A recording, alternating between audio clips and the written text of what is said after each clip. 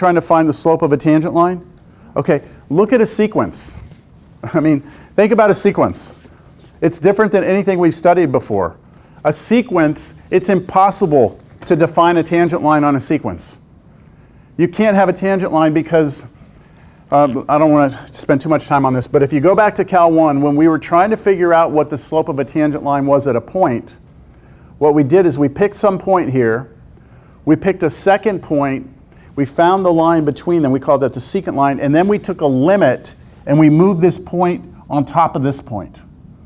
Do y'all recall that from Cal 1? I mean, that's the whole idea of the derivative, was this limit of the difference quotient. So we were taking a secant line and creating a tangent line by dragging this point on top of this one.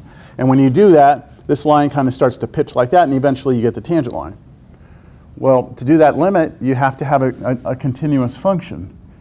You can't have two dots, because then how do you drag that point over? You can't. There's no other points between them. So it's impossible for us to talk about the derivative of a sequence. Give me a sequence, derivative makes no sense, all right? This theorem is a workaround, and I think the theorem makes perfect sense if you think of it visually. So let's look at the theorem first. The theorem says that, look, it says if you have, let's say that you have a function, all right? A good old-fashioned Cal 1 function, and you're taking the limit as x goes to infinity, and you get the answer L. So you got some function and it's headed towards L. And then what you do is you take that function and you restrict it to just the natural numbers. Just the natural numbers. So in other words, you take that function and you create a sequence from it. Whatever the function does, the sequence will do. And it's best seen with a visual picture. So look, this orange is some function, right? Do you all agree that the orange function, right, the limit as x goes to infinity of the orange function, do you agree that that goes to 0? Yes. Okay, well, if you just then constrict it to just the natural numbers, it's just dots along that function, right? So whatever the function goes to, the sequence has to go to, right? So what we're going to do is when we want to try to find the limit of a sequence, if we need to employ L'Hopital's rule, we first have to look at the sequence as a function of x, use all the calculus stuff, and then say, oh, the theorem now says that, hey, look, whatever the function does, the sequence does. All right? Does that make sense, like conceptually? Yeah? So look at this one right here. Look at this sequence. We're not going to look at it visually, but I would like to see, does that sequence converge or diverge right there? Sine of n over n squared. So I'm going to write it this way. Example, does a sub n equals sine n over n squared converge or diverge?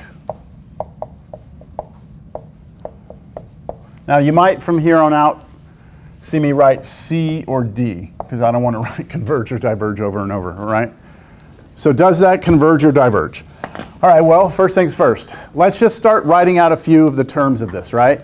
So what does this sequence look like? A sub n is, all right, I'm just going to, without a calculator, just kind of see what's happening. If I plug in 1, I get sine of 1, and then over 1 squared, which is 1. Then I do sine of 2 over 2 squared is 4. And then I do sine of 3 over 3 squared, which is 9. Then I keep doing that, right?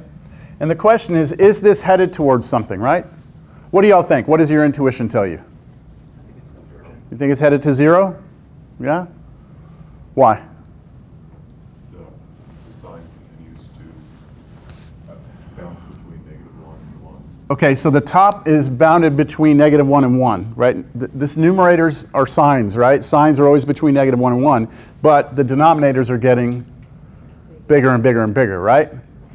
So that makes sense that this would head to 0, right? But we already know that the sine n is a bunch of scattered shit everywhere, right? So how am I going to do this? Well, what I'm going to do is I'm going to first let f of x be equal to sine x over x squared. Okay, so I'm going to look at this sequence, but I'm going to look at it on all real numbers instead. And I'm going to treat this like a function of x. And now I'm going to take the limit as x goes to infinity of this function. Right? Now, careful. Can you use L'Hopital's rule here or not? As x goes to infinity, where does the numerator go?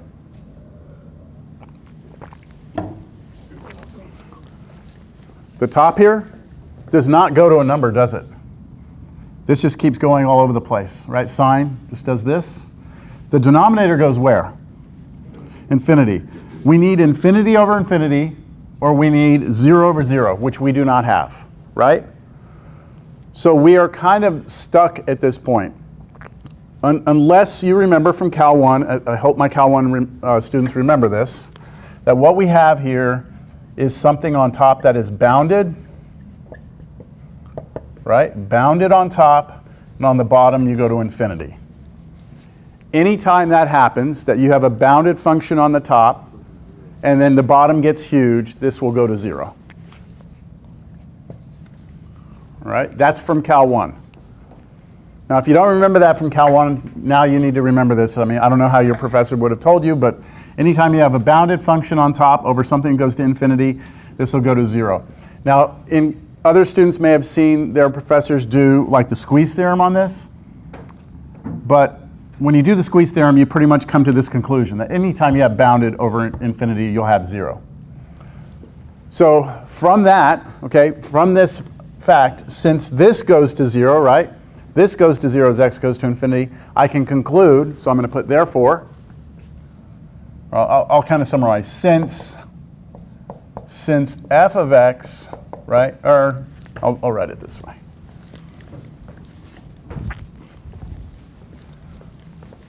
Since the limit as x goes to infinity of sine x over x squared goes to 0, we have that sine n over n squared goes to 0 as well from the theorem. Whatever the function does, the sequence does. There's the picture of it. This is the picture of the orange is sine x over x squared, and the dots are sine n over n squared. And so you can see whatever the function did, that's what the sequence does. Hey, notice in this notation, I had to tell you where x was going. I said x is going to infinity, that goes to 0, right? Here, when I just say sine of n over n squared goes to 0, it's implied that n goes to infinity here, because when we talk about limits of sequences, we always assume n goes to infinity. So I don't need to write that, I just write the arrow. That basically is equivalent to me writing limit n goes to infinity. All right, let me see if I have another example. Squeeze theorem here, this is just a reminder. Okay, let me get to the next theorem. The next theorem says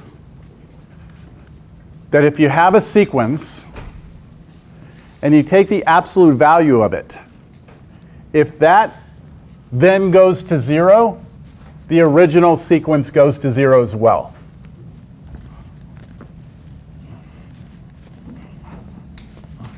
So I'll give you an example of this. I say be careful here. I'll explain why you have to be careful in a minute. Look at that right there. Negative, find the limit. So I'm going to write it slightly different. I'm going to write, does this converge? Does this converge or diverge?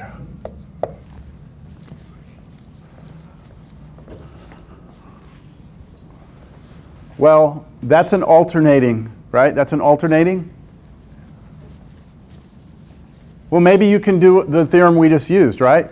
How about the theorem we just used? Could we use that? Could we say, could we do this? Let f of x, let's turn it into a function of x, equal negative 1 to the x over x squared. Could we do that and then figure out what this does, and then whatever this does, that does? Could we? What is negative 1 to the x? Have we ever studied negative 1 to the x, ever? In any class before this? Have we studied 2 to the x? Sure. E to the x? Yes. 5 to the x? Yes. The condition for studying those exponential functions is that the base was never negative, right? Now we have negative 1 to the x. We don't even know how to deal with this, right? So we'll never be able to use L'Hopital's rule. We'll never be able to use anything from Cal 1 on this because this isn't even a function that's defined for us. Does that make sense to you? So instead of looking at it from this perspective, let's use this theorem, the theorem that says that if we take the absolute value of the sequence, right? Let's take the absolute value of the sequence and let's see where it goes. If the absolute value converges to 0, then the original sequence converges to 0. All right, so let's look at the absolute value of a sub n. The absolute value of a sub n is the absolute value of negative 1 to the n over n squared, right? Which just equals 1 over n squared. Right, if you take the absolute value, negative 1 to any power, doesn't matter if it turns out to be positive or negative, when I take the absolute value, I just get 1, right? And then here, the absolute value of n squared is just n squared. Do you all agree that this is it? Yes? Now, what happens to that as n goes to infinity? 0. That goes to 0. Is that clear to everyone? This is fixed over infinity. Fixed over infinity goes to 0. So this goes to 0. Right? Therefore, what can we say? Therefore, according to this theorem, what?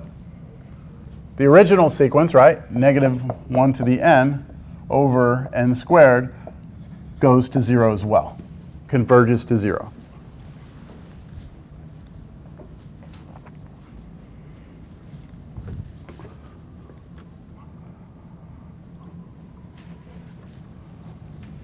Questions?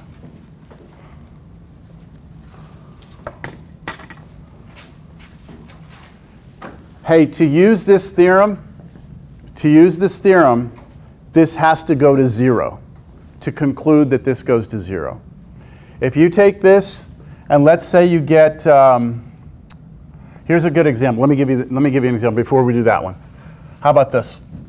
Does negative 1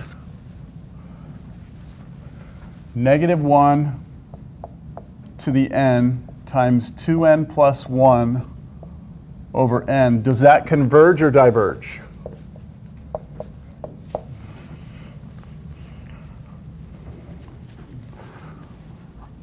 All right, well, let's try to use the theorem that we just had. Let's just try that. What if we take the absolute value of a sub n? Well, that's the absolute value of negative 1 to the n, 2n plus 1 over n. And do y'all see that this no longer matters, right? Because the absolute value of that's going to just turn that into a 1. So this is really just 2n plus 1 over n. Why don't I need the absolute value anymore? There's no longer a factor with a negative. We're never going to have a negative, right? And that's because, remember, n can only be 1, 2, 3, 4, 5, 6, right? If n could be negative numbers, then we couldn't just drop the absolute value like this, right? If n was negative, then there's a potential issue here that we would get a negative number, right? Right here, we would. Do you all know where that goes? Well, if we let f of x, So the top goes where here? infinity. Infinity, bottom goes to infinity. So we could use L'Hopital's rule, right? If we first looked at this as a function of x, right? We would have to write, oh, f of x is this, and then we would do L'Hopital, right? And what would we get when we did that? Let me just write it down here. If we did f of x is 2x plus 1 over x, and then from there we said, hey, let's do the limit as x goes to infinity of 2x plus 1 over x, right? So we let f of x be that. And now we take the limit, and that would be L'Hopital, right? We do L'Hopital because we get infinity over infinity. And that would just be 2 over 1, which is 2. So the limit's 2, right? Yes? You said that it has to equal 0. That's right. Before we try to do this. So when would we know to use that? Like, my question is, how do we know it's going to go to 0 without using I don't know if it's going to go to 0 or not. So I don't know what this is right now, okay? I don't know what this limit is. So I'm trying this theorem first. I'm hoping that when I take the absolute value of this, that this is going to go to 0. If it goes to 0, then so does this one, okay? But what did I get? 2. That means I cannot say that goes to 2. Got me? So I can't use this theorem.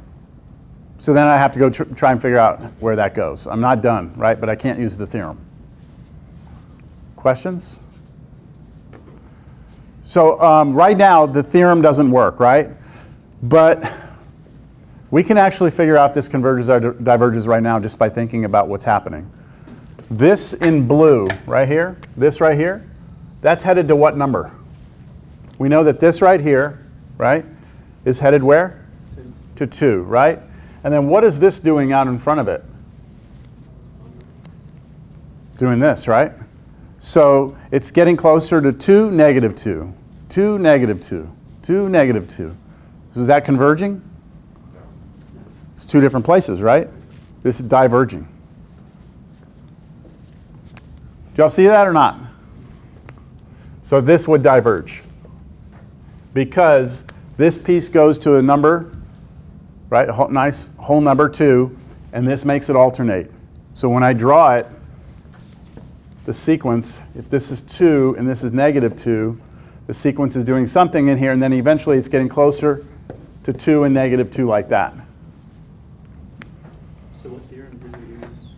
That's not a theorem. That would be more of just an observation. On the test, if we have something like this, like an observation, would it be okay if we didn't use a theorem? Or Absolutely. Yeah. Yeah. You would. So you just need to state this goes to 2, right? So then you would say, and look, this right here, you would have to just state that goes to 2, this goes to 2, and that makes it alternate. So one thing you could do is just write out the terms of this. Just start writing some terms out. Just like you can see that it's, alternating, but each one's getting closer to 2. Yes? So you said that because we used the theorem and we got 2 as the root of the limit, you can't say that goes to 2. That's right. We cannot say that goes. That's the misuse of the theorem.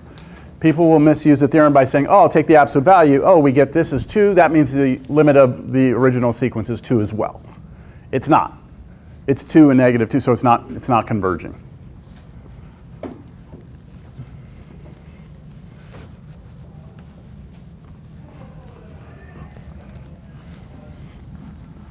All right, let's look at this next example. This one is weird. N factorial over n to the n. Does this converge or diverge? A couple of things to point out. First, you'll never be able to convert this to a function of x. Never. Because x factorial is not defined. Remember, the factorial is only defined, in this class, is only defined for the natural numbers, right? So we can't hope to use that theorem where we say, hey, convert it to f of x, figure out where f of x goes, and then just say that's where that goes. We can't do that. So we're really kind of stuck here, right? So what I'm going to do first is I'm going to write down what this is. And let's see if we can't just kind of wrap our heads around what we're looking at. Do you agree that this is n times n minus 1 times n minus 2 times n minus 3 all the way down to 1 over, that's n factorial, right, on top? On the bottom, what do I have? N to the n, which is n times n times n times n times n, how many times? N times, right? So the bottom is n times n times n times n times n, all the way down till I get to n, right? That's what that is. I should do this. And let me put dot, dot, dot, dot, dot, dot. That's what n to the n is, right? With me? Do you agree that in the numerator we have n factors? Think of it this way. If I write 4 factorial, 4 times 3 times 2 times 1, how many factors are there? 4 factors, right? If this was 5 factorial, it would be 5 factors. If it was 10 factorial, it would be 10 factors. If it was n factorial, it would be n factors, right? So that means that for every factor here, there's an n below it, right? There's an n underneath this, right? Okay, all the way down to the very end, you get a 1 over n. Yeah? Okay, next thing I'm going to do is going to be some weird stuff. Watch. Do you all agree that this has got to always be greater than or equal to 0? Is that true? Right? Because this is a positive number, that's a positive number. So it's got to be at least greater than or equal to 0. All right, do you agree with this? That this is less than or equal to 1 over n? Convince me. Well, those are your final. Isn't 1 over n just those right there? That right there, that's it, right? I'm saying that all of this together, everything, is smaller than just this. Yeah. You have to convince me, though. Why? Because we're heading. Tell me about this number right here. What's that number? 1, okay? Times. Tell me about that number. Smaller than 1, isn't it? This number is smaller than 1. What about this number? Smaller than 1 as well. What about this number? Smaller than 1 as well, right? All of these things in here, right? All of those are smaller than 1, smaller than 1, smaller than 1, right? Which means that if you take just this stuff right here, just that together, you take the number 1 and you multiply it by a number that's smaller than 1 times the number that's smaller than 1 times the number that's smaller than 1, all the way, don't do this one, okay? All the way to here, all those numbers in here are either a 1 or smaller than 1. If you multiply that, that number is smaller than 1, right? So this number right here, whatever number is sitting in front, I'm just going to put c, that's some constant, is being multiplied by 1 over n, right? 1 over n here. But this c is smaller than 1. So if I take a number that's smaller than 1 in front of 1 over n, it's got to be smaller than or equal to 1 over n. Now the reason I did that is because now what I've done is I've taken our original sequence and I have put it between two inequalities, 0 and this. And now what I can do is apply the squeeze theorem from Cal 1 that says if you take the limit on both sides, if these two things go to the same number, then so does the one in the middle. So I'm going to just look at this left side. This is going to look weird. I'm going to take the limit as n goes to infinity of 0. That has to be less than or equal to, I need to erase this. That has to be less than or equal to the limit as n goes to infinity of this thing, n factorial over n to the n. But that has to be less than or equal to the limit as n goes to infinity of 1 over n. And this side, well, that's a constant, right? So that goes to 0. Must be less than or equal to the limit we're looking for. And that must be less than or equal to what? 0. And so the only number between 0 and 0 is 0 itself. So this limit is 0. It converges to 0. But I used the squeeze theorem to do that. I know this is not natural, okay? That's why I'm showing it to you. Now you've seen it, okay? So this is kind of a weird way to look at things, but with factorial, sometimes that's what we have to do. So right now, here's what we have. If you're given a sequence and asked to find if it converges or diverges, you take the limit, you let n go to infinity. Hopefully it's easy to do. You have a couple of tools in your toolbox, though. If it's difficult, you can try and convert it to a function of x. You treat it like a Cal 1 problem and maybe L'Hopital or something like that, bound it over infinity, fixed over infinity, something, and figure out what it is. Whatever that answer is, that's what the sequence does. That's the first tool. Second tool is take the absolute value. If that goes to 0, then the original sequence goes to 0 as well. And then if that fails, you have squeeze theorem. You try and take the sequence and put it in between two things and hope that you can get the two outsides to go to the same place. That's kind of like all the tools we have at this point. All right. Y'all are starting to get that chapter 8 glare on your faces. A sequence you should know. We're going to use this sequence in a little while. Maybe not today, but it would be next class if we don't get to it today. This is a sequence that we're all going to have to just make sure we understand, we come to grips with right now. The sequence R to the n. So we're going to take a sub n equals r to the n, where r is a constant. So I'll give you an example of one of these sequences, or a couple of examples. Here's an example of this.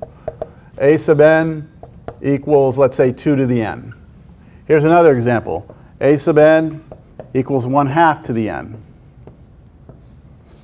A sub n equals, let's say, 0.25 to the n. Look at what this theorem says, or what this says. It's not a theorem, this is more of an observation. If you have a sequence r to the n, then it's r to the first power, r to the second power, r to the third power, r to the fourth power. If r is 1, what happens? Imagine that this is 1. 1 to the n. What's 1 to the n? It's always going to be 1, right? So your sequence is going to look like this. 1, 1, 1, 1, 1, 1, 1. Is that converging? 1, 1, 1, 1, 1, 1. Is it headed to a number? What number? 1. Okay? So if r is 1, you will converge to 1. Okay? Now, if the absolute value of r is less than 1, so if the number in here, if the absolute value of it is less than 1, it's going to converge to 0. Do y'all buy that? Let's take 1/2. Let's take this one right here. Start listing out the terms of that sequence. Plug in 1, what do you get? Plug in 1, what do you get? 1/2. Plug in 2. Plug in 3. 4. 5. Right? Where's that headed? 0. Right? Because you're taking a number that's smaller than 1 and raising it to bigger and bigger powers, that should get smaller and smaller and smaller, right? Would it have changed had I made that a negative? Now it would be what? -1/2, positive, negative, positive, negative, but they're all still getting smaller, aren't they? So they're oscillating, alternating, but they are still headed towards 0. This says that if the number r is 1, we're going to have convergence to 1.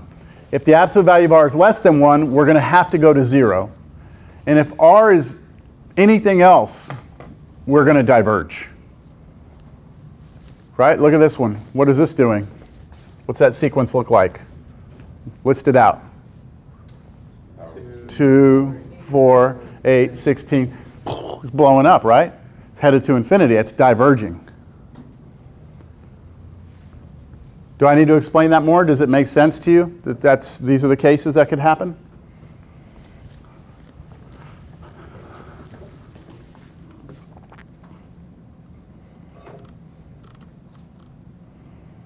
All right, more definitions. All right, increasing and decreasing sequences. This is a pretty simple idea, I think. Most students really don't usually have problems with this. A sequence is said to be increasing, okay, this is a definition, increasing if a sub n is smaller than a sub n plus 1. A sub n is smaller than a sub n plus 1.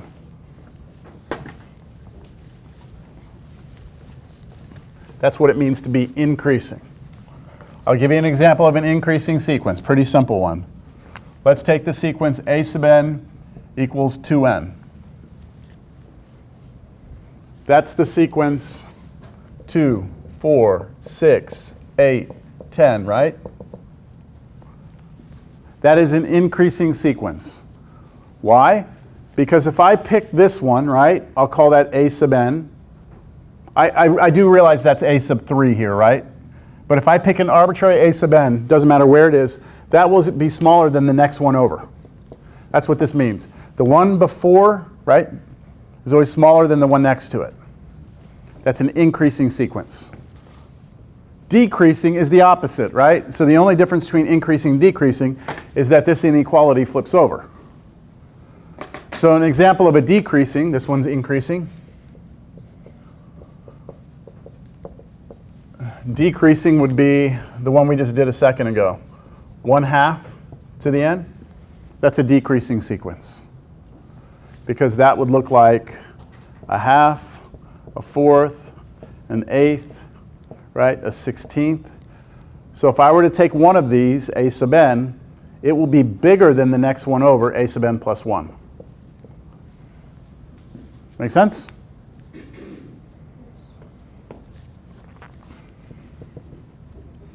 This is decreasing. Visually, it's even easier to see, right?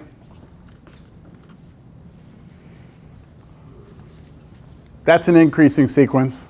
That's a decreasing sequence, right? As you move to the right, an increasing sequence goes up. As you move to the right, a decreasing sequence goes down.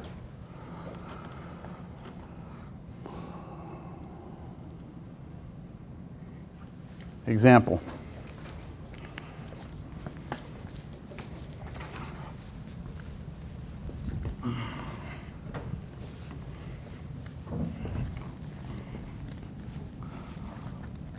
Right now what we're doing is we're getting a bunch of tools in our toolbox, all right, to get us into this chapter. We need all these little tools to be able to eventually get where we're going. All right, so I want to show that this is eventually increasing. A sub n equals 10 over n, or 10n, sorry, over 2n plus 1. Let's go ahead and just write out the first few terms. Or sorry, first few numbers in this sequence. So what's the first number in that sequence? 10 over 3, so 10 thirds, right? Next number. 10 fifths. Hold on. Is it? We're plugging in 2 now, right? So 20 over 5. Okay, keep going. Maybe what's the next one? 30 over 7. The bottom keeps going up by 2, right? And the top keeps going up by 10. So 40 over 9, 50 over 11, so on and so forth. Yes? Is that an increasing or decreasing sequence? It's not as easy, is it, as the one we just did, right? 2, 4, 6, 8, 10. That's easy to see it was going up, right? Is it easy to see that this one is increasing to y'all or no? Is that easy or not? Yeah? Well, some sequences are very hard to actually show that they're increasing. Even if you list out the first 100 numbers, it's not enough